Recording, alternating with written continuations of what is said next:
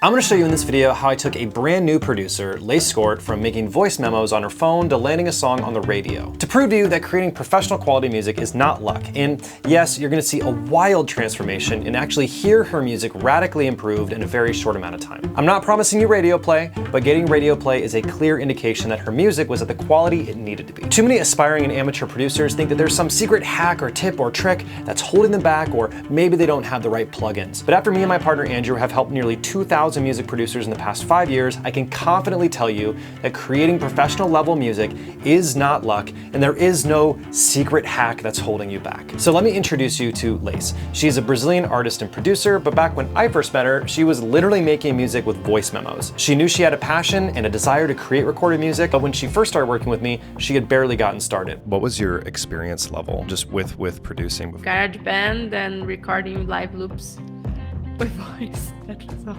We embarked on this journey with her to help her go from really raw and clearly amateur sounding music to see how far she could go. I want to show you what the first song I heard from her sounded like so you can hear where she was to put things into context, because she hardly put any instruments in the song because she didn't know how to do it convincingly, so she relied mostly on vocals and a small amount of rhythm. Words under your skin,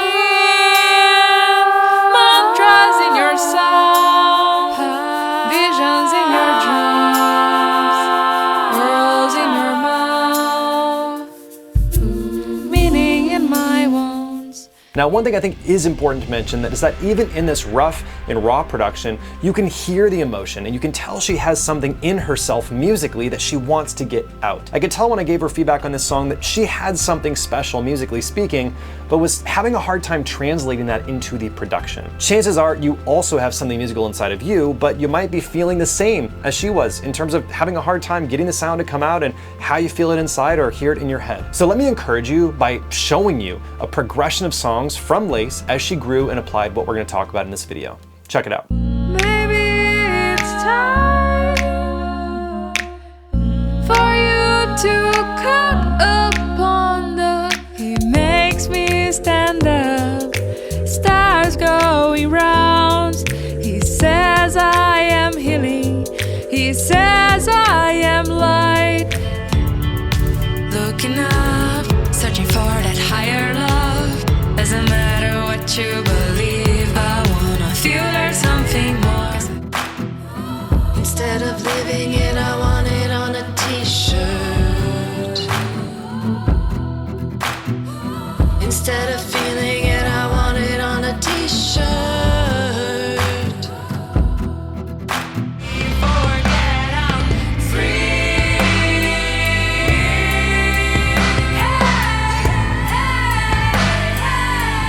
No more shoes today.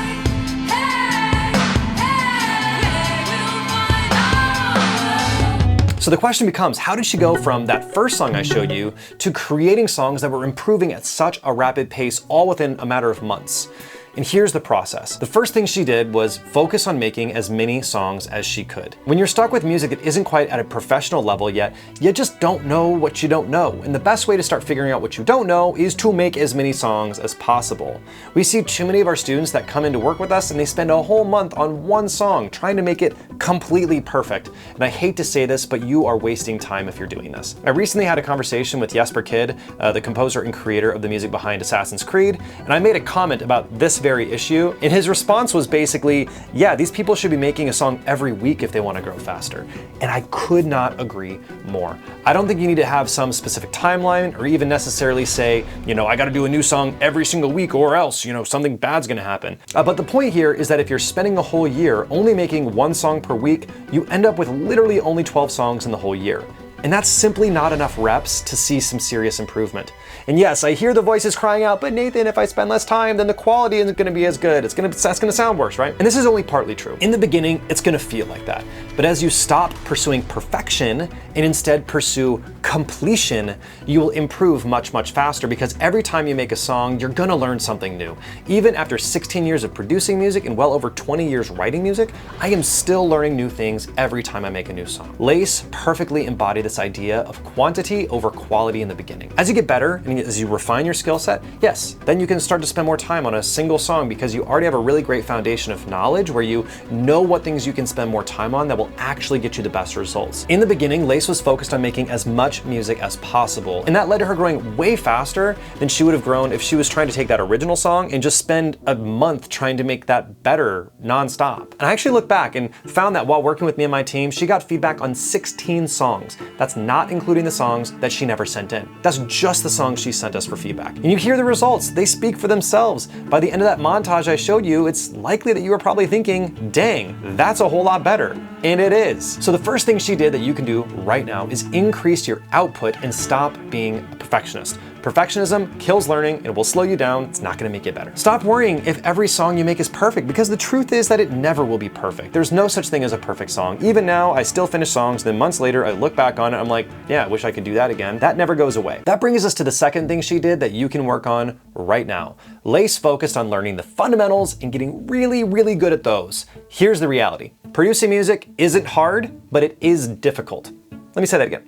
It isn't hard, but it is difficult. Now, I want to explain what I mean. We all know that making a song sound amazing isn't easy, but the difference between the pros and everyone else is that the pros know how to prioritize what they spend time on, and the majority of those differences are the fundamentals. The fundamentals are understanding the individual tasks that have to happen to make a song come to life in every single song. There are some things that we do in every single song that just have to be done right.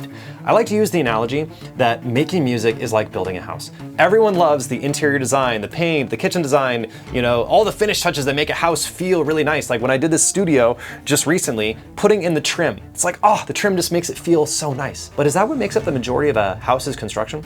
Of course not. A house needs a solid foundation, it needs framing, it needs siding, roofing, and all the things that we do not think about. But I promise you that if you're looking to buy a house and you find out that the foundation is cracked and the walls are, leaning to the side, there is no chance you buy that house. Producing music is similar. Everyone wants to focus on the sexy and cool things, but seem to push the fundamentals to the side. You're too busy trying to learn mid-side EQ tricks, all the while your arrangements are a mess. Think of this. Do you spend more time trying to learn how to mix, or more time learning how to build amazing arrangements and capture incredible performances? This is a great way to self-analyze what you're doing, by the way. If you're spending more time on YouTube learning mixing tips and tricks than learning how to make your production sound incredible before mixing, you're probably building a house with a poor foundation and leaning walls. But then you're expecting that slapping a paint job is somehow going to cover it all up and fix the bad foundation. As a clarification though, if you're already making killer music and you're learning mixing, I'm not lumping you into that group. I'm not saying don't learn mixing. I love what my partner Andrew says. He says, most producers are learning the right things at the wrong time. There is a time to learn mixing, but we see over and over again that most producers are learning it at the wrong time. Lace took our counsel very seriously to be more focused on the fundamentals first and worry about the final touches later. I promise you that if you spend more time learning how to actually produce amazing songs, then mixing them, it's not only going to be easier, but it's going to sound better. Realistically, this is not hard to learn because in a lot of ways, these fundamentals are things you do in every single song, no matter what. So the more you make music, like we've mentioned first, that's why we started there, the better you get at those repeated tasks. And this takes us to the third thing she did that actually falls right in line with the fundamentals, because you're probably thinking, well, like what fundamentals should I focus on? It's the key fundamental that amateurs consistently neglect, even though it's literally staring you right in the face. Lace focused on learning great sound choice. Now, when you listen to her music and you see the difference in her songs, I can tell you that one of the primary differences that makes all the difference in the world is that she radically improved in sound choice. Like just push pause in the video, go back to that montage and listen to it. And one of the things you'll notice is like, wow, her sounds are just better. In the thousands of songs that I've given feedback on, I can tell you that sound choice is one of the most common topics that consistently comes up. And when producers get serious about improving in their sound choice, guess what? They get better. They just get better, period. And you might be thinking, how do I get better at sound choice? That seems like a weird thing to get better at. But this actually comes down to two specific things that you can do. There's more than these two, but just two examples here.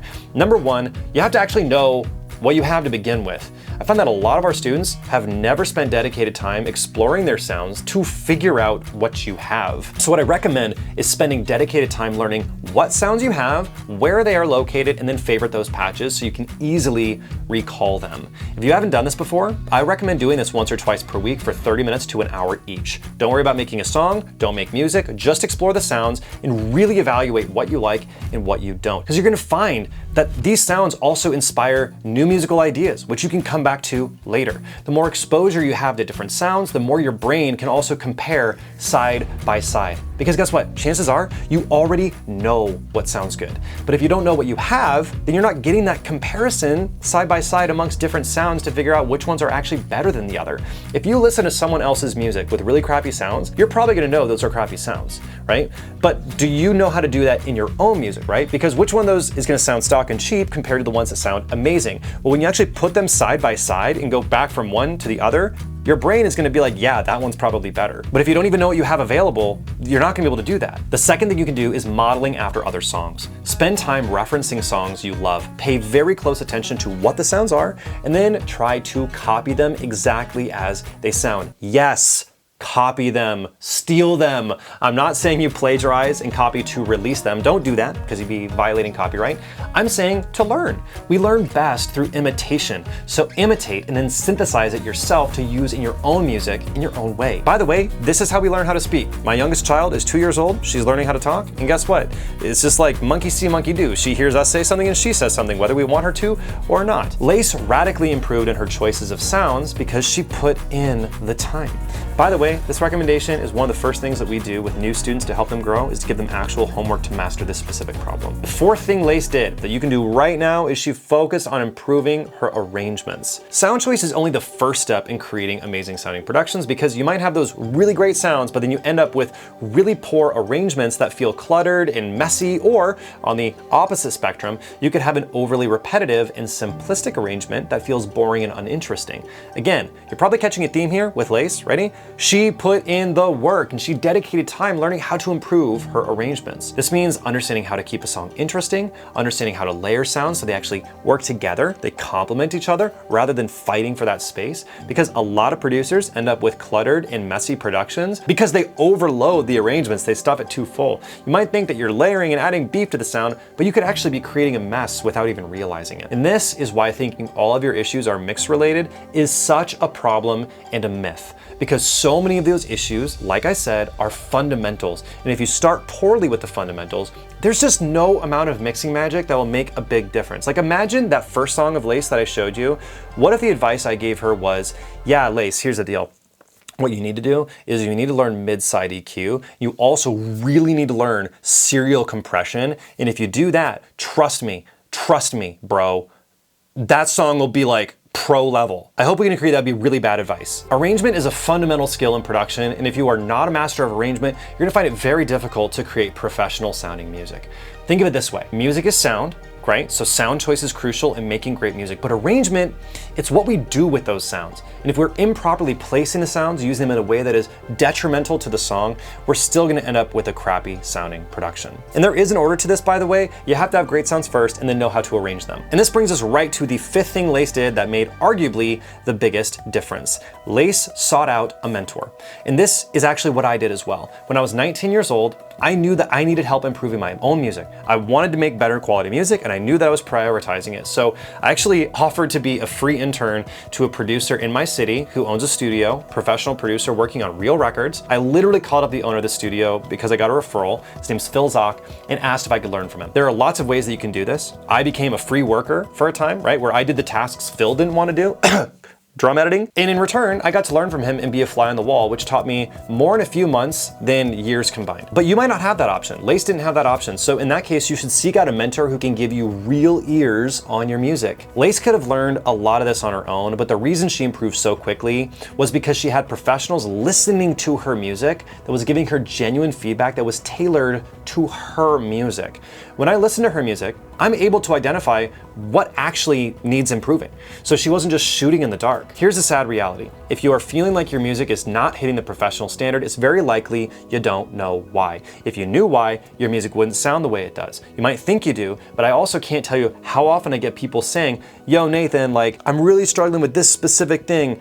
how do I fix it? And then I listen to their song, and within 10 seconds, I'm like, that's not your problem. Like, your problem isn't what you think it is at all. Like, sometimes this is a mixing problem, and more often than not, it's a fundamentals problem. Like, I'm not saying that it's never a mixing issue, by the way. More frequently than not, it's actually several things all together that are creating the problem, and it's really hard to identify those issues on your own. There might be a professional producer in your friend circle, or maybe you try what I did with calling up a studio in your town, but whatever you do, if you're serious about growing and doing it effectively and with true intention, then you'll immeasurably benefit from having a mentor who can help you. Lace has undeniable results, and she ended up telling me later on that one of her songs landed on the radio, which I can't share in this video because it is copywritten, but I can tell you that you don't get radio play if your production quality is not there. By the way, I will include a link to her Spotify down below so you can check out that song. And she's not the only one. We've had students go from amateur level music to taking artist clients to building their own artist projects to even landing their songs in TV and movies. The truth is that learning how to improve as a producer is easier than people think,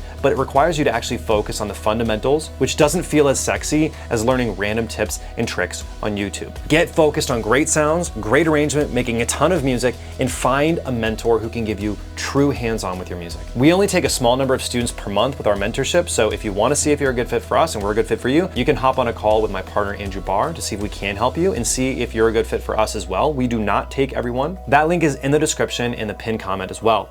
In the meantime, you can check out a whole playlist of my videos teaching the fundamentals 100% for free right here.